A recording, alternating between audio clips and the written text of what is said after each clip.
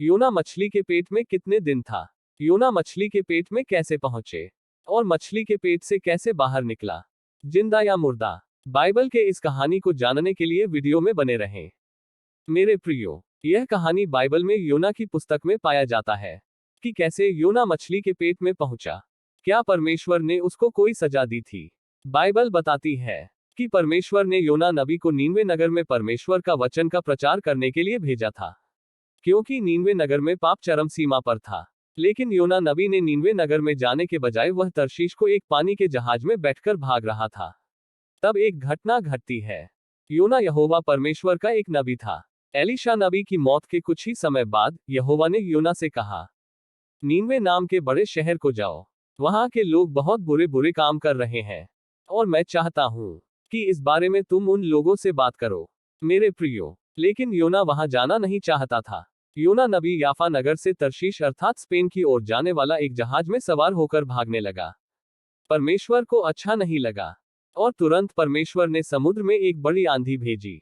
वह आंधी इतनी तेज थी कि जहाज के टूटने का खतरा उत्पन्न हो गया था। जहाज को चलाने वाले डर गए और सहायता के लिए चिल्लाने लगे। हर एक व्यक्ति ने अपने अपने देवता को पुकारने लगे। फिर उन्होंने जहाज को हल्का करने के लिए जहाज के सामान को समुद्र में फेंक लगे। सामान फेंकने के बावजूद जहाज डूबने के कगार में पहुंच गया। इस समय तक योना जहाज के निचले भाग में सो रहा था। तब किसी ने देखा, योना जहाज के निचले हिस्से में आराम से सो रहा था। तब लोगों ने कहा, यहाँ हम सब मरने पर हैं, और तुम आराम से सो रहे हो। तुम कौन हो? कहीं तेरी वजह से यह सब तो नहीं हो रहा है?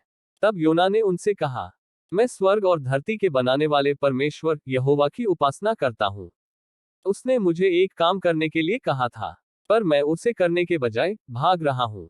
इस पर नाविकों ने उससे पूछा, इस तूफान को शांत करने के लिए हमें तुम्हारे साथ क्या करना पड़ेगा? जब जहाज पर सवार लोगों को यह लगा कि उनके देवता उनकी प्रार्थना को नहीं सुन रहा है, तब वे कहने लगे, आंधी अब नहीं रुक रही है और बढ़ती ही जा रही है। तो उन लोगों ने आपस में यह विचार किया, आओ हम चिट्ठी डालकर यह जान ले कि यह विपत्ति किसके कारण आई है। नाविकों ने एक दूसरे से कहा, आओ हम चिट्ठियां डालकर इस बात का पता लगाएं कि किसने हमको इस महासंकट में डाला है।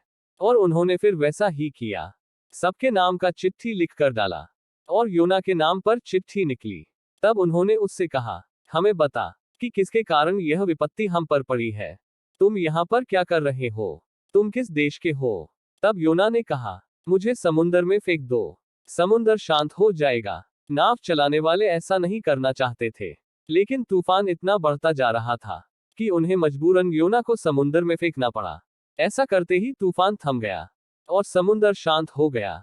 योना जब पानी में डूबने लगा तो एक बड़ी मछली ने उसे निगल लिया, लेकिन वह मरा नहीं, बल्कि वह 3 दिन और 3 रात मछली के पेट में रहा। योना को यहोवा की बात न मानने और नीनवे न जाने का बहुत अफसोस हुआ। इसलिए पता है उसने क्या किया? उसने मदद के लिए यहोवा से प्रार्थना की। यहोवा ने योना की प्रार्थना सुनी, और तब मछली ने किनारे पर जाकर योना को उगल दिया। उसके बाद योना नीनवे नगर को गया, और वहां जाकर नीनवे नगर के लोगों को परमेश्वर का वचन का प्रचार किया, और लोगों ने मन फिराया। मेरे प्रियो, इस कहानी से हम क्या सीखते हैं? यही कि यहोवा हमसे जो भी काम करने को कहता है, हमें उससे जरूर करना चाहिए। परमेश्वर का हर आज्ञा का पालन करो। परमेश्वर भी हमसे यही चाहता है। मेरे प्रियो, ऐसे ही बाइबल की कहानियों को और बाइबल संदेश को जानने के लिए चैनल को सब्सक्राइब करें, और वीडियो को जरूर लाइक भी करो।